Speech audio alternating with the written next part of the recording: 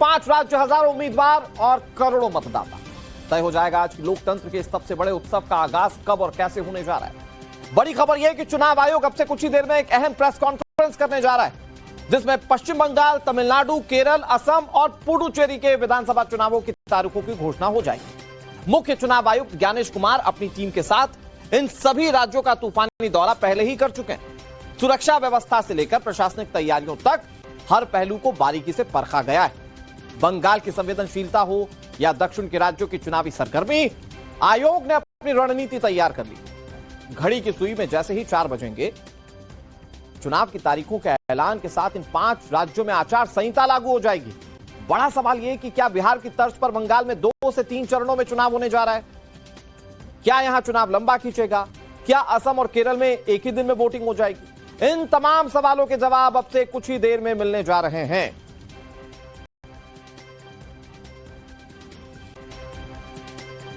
और बड़ी खबर आपको बता दें, अब से कुछ ही देर में चुनाव आयोग की प्रेस कॉन्फ्रेंस होगी। 5 राज्यों के विधानसभा चुनाव की तारीखों का ऐलान किया जाएगा। पश्चिम बंगाल, असम, केरल, तमिलनाडु और पुडुचेरी, यहां पर विधानसभा चुनाव की तारीखों की घोषणा होगी। हालांकि राजनीतिक पार्टियां पहले से ही इन चुनावों की तैयारियों में जुट गई हैं। अपने अपने कैडर को मजबूत किया जा रहा है। कई सियासी दौरे अब तक आप इन राज्यों में देख चुके हैं, चाहे बीजेपी हो चाहे कांग्रेस हो। लेकिन ऑफिशियली आज अनाउंसमेंट हो जाएगी कि किस तारीख को इन 5 राज्यों में वोटिंग होगी, और उसके बाद राजनीतिक पार्टियां पूरी तरह से इन चुनावों की तैयारियों में जुट जाएंगी। आचार संहिता लागू हो जाएगी इन 5 राज्यों में। कोई बड़ी योजनाएं सरकार की तरफ से, राज्य सरकार की तरफ से यहां लागू नहीं होंगी। सारी बातें सियासी होंगी। किसकी सत्ता आने जा रही है? तमिलनाडु, केरल, पुडुचेरी, पश्चिम बंगाल, असम। पश्चिम बंगाल में भारतीय जनता पार्टी पिछले कुछ चुनावों से अच्छा प्रदर्शन करते आई है, लेकिन सत्ता से दूर रही है। क्या इस बार पश्चिम बंगाल में Bharatiya Janata party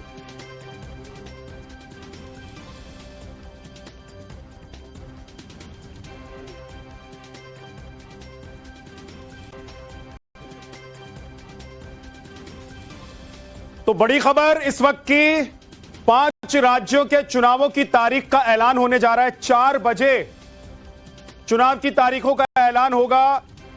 election commission की तरफ से 5 राज्यों में चुनाव कब कब होने हैं, उसको लेकर पूरी जानकारी दी जाएगी। बंगाल में 8 चरण में पिछली बार चुनाव कराए गए थे, असम में 2 चरण में, और इसके अलावा बाकी जो आज 5 राज्यों के जिनके चुनावों की तारीख आनी है, उनमें एक ही चरण में चुनाव हुए थे। लेकिन इस बार क्या पिछली बार की तरह ही बंगाल में 8 चरणों में जैसे चुनाव कराया गया था, इस बार भी कुछ ऐसा ही देखने को मिलेगा, या फिर अलग इस बार चुनाव आयोग ने कुछ सोचा है? चुनाव तारीख ऐलान से पहले की बड़ी खबर इस वक्त की क्या है वो आपको बताता हूं। तारीख आने से पहले सीएम ममता बनर्जी ने बड़ा बयान दिया है। उन्होंने बड़ा ऐलान कर दिया है। बंगाल में मुअज्जिनों और पुरोहितों का मानदेय बढ़ाया जाएगा। पुरोहितों का मानदेय 1500 से बढ़ाकर 2000 रुपए किए जाने का ऐलान ममता बनर्जी ने कर दिया है। आचार संहिता लागू होने से पहले सीएम ममता बनर्जी ने यह बड़ा फैसला लिया है। आज जैसे ही तारीखों का ऐलान हो जाएगा, उसके बाद कोई सरकारी योजना लागू नहीं हो सकती। सरकार कोई बड़ा ऐलान किसी योजना को लेकर नहीं कर सकती है। लिहाजा आज 4 बजे जब प्रेस कॉन्फ्रेंस होनी है, उससे पहले ममता बनर्जी ने यह बड़ा लोक लुभावना ऐलान किया है पुरोहितों के लिए। 1500 से 2000 रुपए पुरोहितों को मिलने जा रहा है। हमारे साथ तमाम मेहमान होंगे, उनसे बात करेंगे। लेकिन बड़ी बात यह है कि आज उन 5 राज्यों के चुनावों की तारीख का ऐलान होना है जिनका कार्यकाल मई महीने में खत्म होने जा रहा है। हमारे तमाम सहयोगी भी इस बड़ी खबर पर हमारे साथ जुड़ गए हैं। गौरव श्रीवास्तव विज्ञान भवन दिल्ली से हमारे साथ हैं, पूजा मेहता कोलकाता से हमारे साथ हैं, अनामिका दत्ता गुवाहाटी से हमारे साथ जुड़ी हैं। सबसे पहले गौरव, आपके पास आ रहा हूं क्योंकि चुनाव आयोग की तरफ से अब से कुछ ही देर के बाद यह बताया जाएगा कि बंगाल समेत जो 5 राज्य हैं वहां पर कब कब चुनाव होने हैं। क्या तैयारी है? कितनी देर में इलेक्शन कमिश्नर दिखाई देंगे? देखिए, तकरीबन 20 मिनट का वक्त बचा हुआ है और पीछे जो मंच है वो पूरी तरह से सज चुका है। और आप देखिए तो तैयारियां जो है वो लगभग पूरी। हमारे साथी इमरान अब्बास आपको दिखाएंगे तो फिलहाल मुख्य चुनाव आयुक्त ज्ञानेश कुमार के साथ दोनों इलेक्शन कमिश्नर और बाकी जो चुनाव के अधिकारी हैं उनकी मौजूदगी यहां पर होगी। लेकिन बहुत ही आप समझ लीजिए चार्ज अप अनाउंसमेंट होने वाला है, क्योंकि बंगाल का चुनाव और बंगाल के राज्य में अभी भी 50 लाख मतदाता ऐसे हैं जिनका नाम मतदाता सूची में नहीं जुड़ सका है और वो एडजुडिकेशन यानी कि अभी तक विधिक प्रक्रियाओं के अंतर्गत फंसा हुआ और ट्रिब्यूनल उनको देख रहा है। उनका भविष्य क्या होगा, क्या वो वोट दे पाएंगे या नहीं दे पाएंगे, ये नॉमिनेशन की अंतिम तारीख तक तय होना है, क्योंकि चुनावी नियमों के मुताबिक जिन मतदाताओं के नाम नॉमिनेशन की अंतिम तिथि तक जुड़ जाते हैं वो वोट दे सकते हैं। लेकिन एक बड़ी लिस्ट है, बड़े नाम है, और जो नाम कट रहे हैं वो किसका वोट बैंक है, किसको नुकसान होगा, किसको फायदा होगा, ये महत्वपूर्ण चीज। और दूसरा ये कि चरण क्या होंगे। जो हमारे सूत्र कह रहे हैं कि जो पिछली बार के चरण थे उनसे सटीक आधे चरणों में चुनाव या उससे कम में होगा। तो ऐसे में माना जा रहा है कि पश्चिम बंगाल में 2 से 3 चरणों में चुनाव होगा। बाकी सभी राज्यों में, असम, केरल, तमिलनाडु, पुडुचेरी, सभी जगहों पर 1 चरण में चुनाव होना है। लेकिन 2 चीजें बहुत महत्वपूर्ण चुनाव की नजरों में रहेंगी। पहला है राजनीतिक हिंसा, जो कि पश्चिम बंगाल से लेकर और आपको कभी कभार केरल में देखने को मिलती है, लेकिन पश्चिम बंगाल में जिस तरह की राजनीतिक हिंसा होती है, प्रधानमंत्री मोदी की रैली के दौरान कल जैसे टीएमसी और बीजेपी के कार्यकर्ताओं में टकराव हुआ और धन बल का दुरुपयोग, ये सारी चीजें चुनाव की नजर में रहेंगी और इसके लिए हमें विशेष प्रावधान, विशेष घोषणाएं चुनाव। गुवाहाटी चलते हैं। अनामिका दत्ता मेरी सहयोगी वहां पर मौजूद हैं। अनामिका, कुछ लोग आपके साथ नजर आ रहे हैं, इस वक्त क्या हालचाल है वहां? जी हाँ, बिल्कुल। देखिए, अभी फिलहाल मैं मौजूद हूँ गुवाहाटी में। युवा शक्ति जो समारोह यहाँ पे मौजूद यहाँ पे हुआ था और आप मेरे पीछे युवा की भीड़ देख पा रहे हैं। ये बीजेपी के जो यूथ की जो प्रोग्राम है ये था और लगभग 1 लाख से भी ज्यादा लोग आए थे। हम थोड़ा दिलीप शोकिया जो हमारे बीजेपी स्टेट प्रेसिडेंट है, लाइव जो हमारे बीजेपी स्टेट प्रेसिडेंट, वो हमारे साथ जुड़ गए हैं। दिलीप जी, इतने बड़े समारोह है, 1 लाख से भी ज्यादा युवा यहाँ पे दिखा दिया, कैसा लग रहा? कुछ ही देर में इलेक्शन का डेट घोषित किया जाएगा। युवाओं का संकल्प है फिर एक बार भाजपा सरकार आसाम में, और आज करीब 1,25,000 युवाओं ने सुरक्षित आसाम, विकसित आसाम बनाने का फिर से एक बार संकल्प लिया है।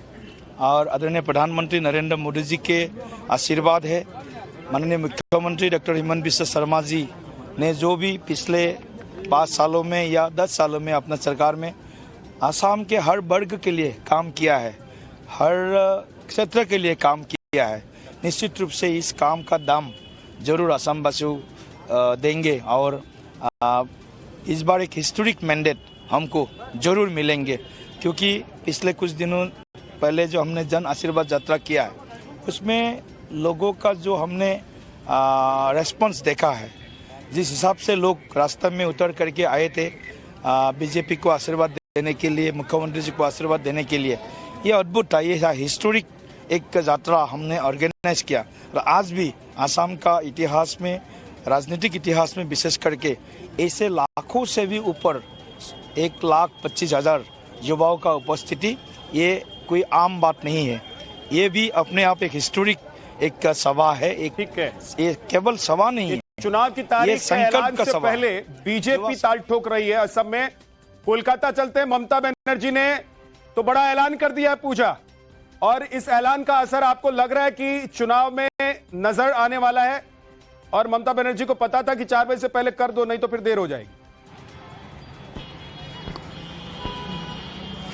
बिल्कुल, अगर आप देखें तो जैसे ही चुनाव की तारीखों की घोषणा हो जाती है, आचार संहिता लागू होने के बाद राज्य सरकार या फिर मुख्यमंत्री कोई भी नई घोषणा नहीं कर सकते जहां तक स्कीम की बात है। लेकिन आप देखिए, जहां कुछ ही मिनटों का समय रह गया था, 1 घंटे से कम का समय रह गया था चुनाव की तारीखों की घोषणा से पहले, तब ये ट्वीट सामने आया मुख्यमंत्री का और ये ऐलान कर दिया गया कि पश्चिम बंगाल में जितने भी पुरोहित यानी कि पंडित है और जो मुअज्जिन है, हर किसी के लिए 500 रुपए जो है बढ़ाए जाते हैं, और जो पहले उनको 1,500 रुपया मिलता था अब उनको 2,000 मिलेगा।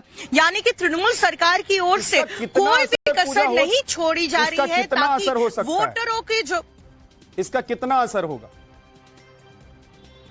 देखिए, असर बिल्कुल, असर तो तब पता लगेगा जब चुनाव के नतीजे सामने आएंगे। लेकिन जहां तक आप देखिए, एक आउटरीच करने की कोशिश की जा रही है दोनों कम्युनिटी के लिए। मुअज्जिन को जो है 500 रुपए बढ़ाया गया है, यानी कि मुस्लिम कम्युनिटी के लिए आउटरीच किया जा रहा है, और अगर पुरोहित पुरोहित की बात करें तो कहीं ना कहीं हिंदू कम्युनिटी के लिए भी एक आउटरीच की कोशिश की जा रही है। तो किसी भी कम्युनिटी को ऐसा ना लगे कि धर्म गुरुओं को जो है नहीं देखा जा रहा है या फिर नजरअंदाज किया जा रहा है, इसलिए चुनाव की तारीखों की घोषणा से ठीक पहले, कुछ ही मिनटों पहले जो है ये घोषणा कर दी बनर्जी गई। का सेक्युलर चेहरा दिखाने की ये कोशिश है। प्रतिभा हमारे साथ जुड़ गई है तमिलनाडु से। प्रतिभा कई दिनों से तमिलनाडु में घूम भी रही हैं, अलग अलग जगहों पर जा रही हैं, लोगों का मिजाज टटोल रही हैं। प्रतिभा, तमिलनाडु 60 साल से बीजेपी वहां या कांग्रेस वहां पर नहीं आई है, तो इस बार कुछ लग रहा है कि कहीं बीजेपी या कांग्रेस की कोई वहां चांस है, वहां पर संभावना इस बात की दिखाई दे रही है कि गठबंधन में बीजेपी और एआईएडीएमके या कांग्रेस कहीं नजर आए?